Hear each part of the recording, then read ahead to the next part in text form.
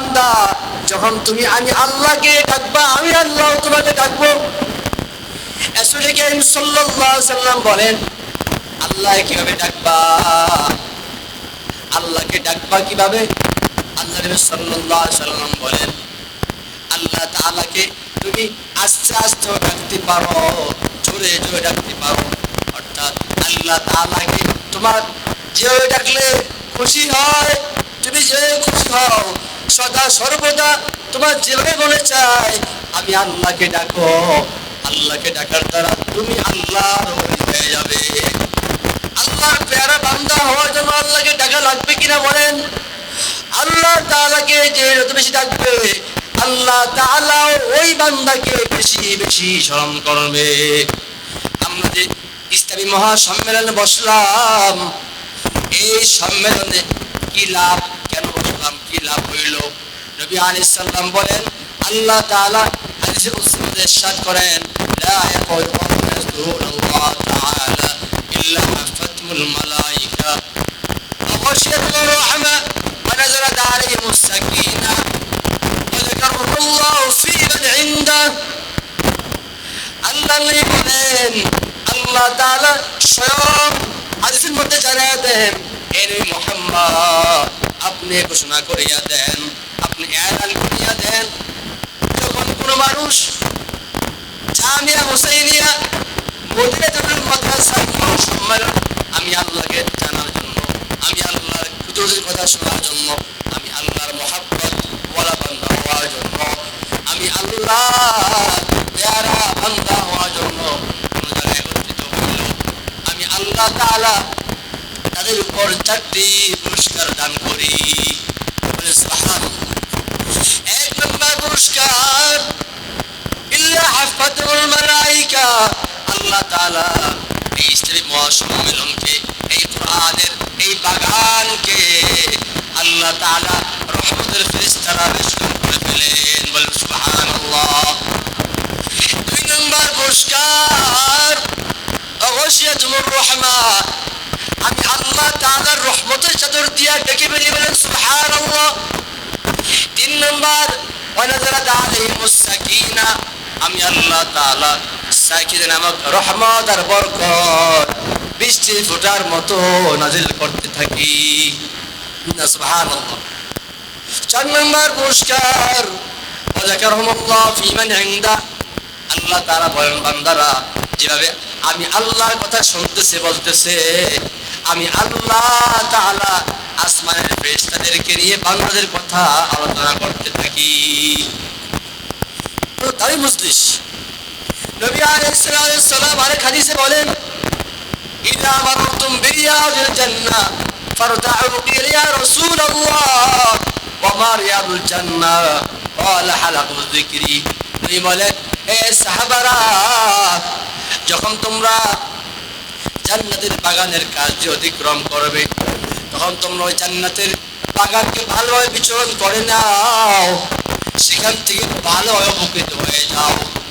সাহাবায়ে কেরাম প্রশ্ন করেন, ইয়া রাসূলুল্লাহ, ইয়া হাবিবাল্লাহ, জান্নাতের বাগান কোনটাকে বলা হয়? নবী বলেন, যেখানে কোরআনের কথা বলা হয়, সেখানে আল্লাহ তাআলার কুদরতের কথা বলা হয়, যেখানে আল্লাহ তাআলার সৃষ্টির কথা বলা হয়, আল্লাহ তাআলার মহব্বত হাসিলের কথা বলা হয়, ওইটাকে কোরআনের মজিদ বলা হয়। বলেন সুবহানাল্লাহ। ইমামুল আউয়ালিন আল আখিরিন বড় সাদাকা রাহমাতাল লিল আলামিন সাইয়্যিদুল কাউনাইন খাতামুল মুরসালিন আখির আমদ বুদ ফখরুল আউয়ালিন।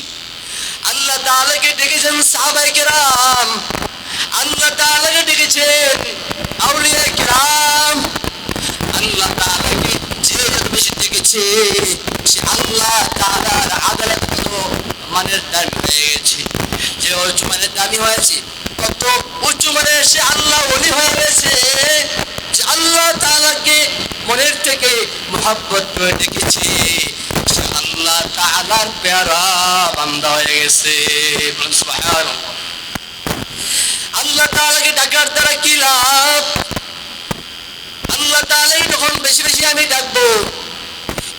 সন্তান যখন তার বাবা মাকে বেশি বেশি করে ডাকে, বলে বাবা বাবা, মা মা বলে ডাকে, ওই বাবা মার অন্তরের মধ্যে দেখবেন সন্তানের জন্য বেশি মায়া হয়, ঠিক কিনা বলেন? মায়া জন্ম নেয়। ওই সন্তানকে অনেক ক্ষেত্রে দেখা যায় সন্তানকে অন্যান্য সন্তানের চাইতে বাবা মা বেশি ভালোবাসে, মহাব্বত করে, ঠিক কিনা বলেন?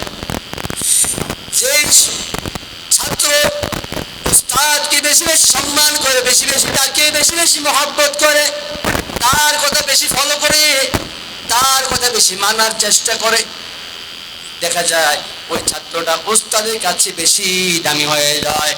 আমার আল্লাহ যে উস্তাদের মধ্যে এত মায়া দিলেন, সাধারণ একটু কথা মানার কারণে ওই ছাত্র উস্তাদের কাছে দামি হয়।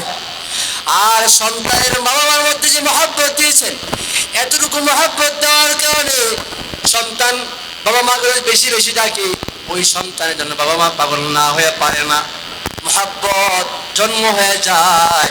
যে আল্লাহ তাআলা ওই বাবা মাকে বানাইলেন, যে আল্লাহ তাআলা উস্তাদের মধ্যে মহব্বত দিয়ে দিলেন, সে আল্লাহ তাআলার মহব্বত কত বেশি।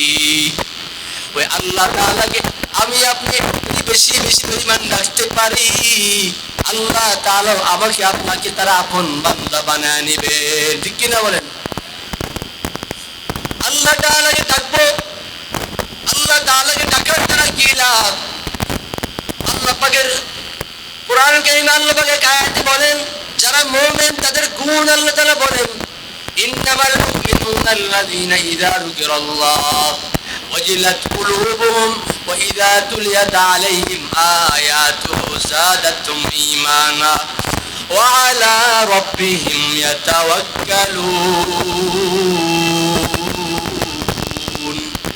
हर के दावत खौफ हक़दर दिल मुदाम जन्नतुल मअवाद अदऊरा मकाम या इलाही तू मेरा माबूद है या इलाही तू मेरा सत्तार है या इलाही तू मेरा माशूक है या इलाही तू मेरा महबूब है।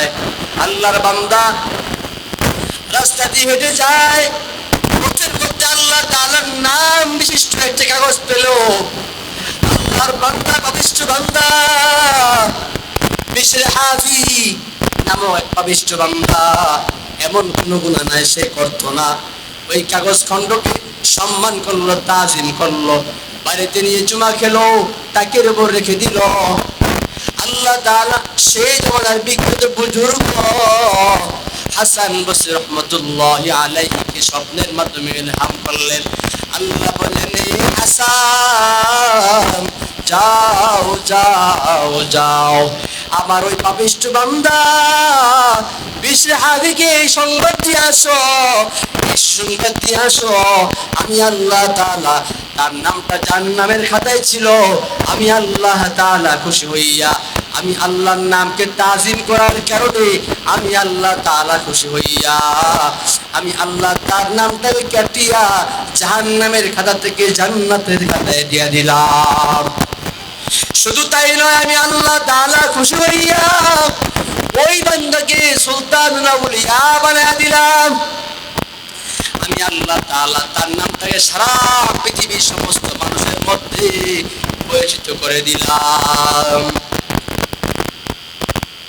আল্লাহ তাআলার নামকে সম্মান করছে।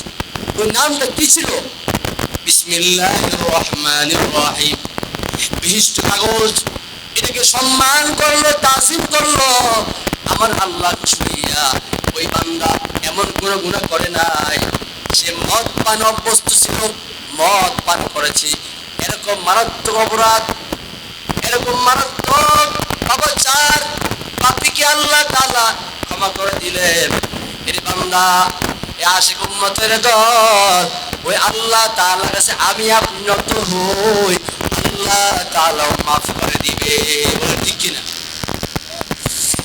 আল্লাহ তাআলাকে ডাকা দিলাম, আল্লাহ তাআলাকে বিশরে হাফি এরকম ভাবে সম্মান করেছে, আল্লাহর নামকে তাজিম করেছেন। আল্লাহ তাআলা খুশি হইয়া বিশ্ব হাফিরকে জাহান্নামী ছিল কিছুক্ষণ আগে, আল্লাহ তাআলা সেকেন্ডের মধ্যে, মুহূর্তের মধ্যে আল্লাহ তাআলা তাকে জান্নাতি বানায়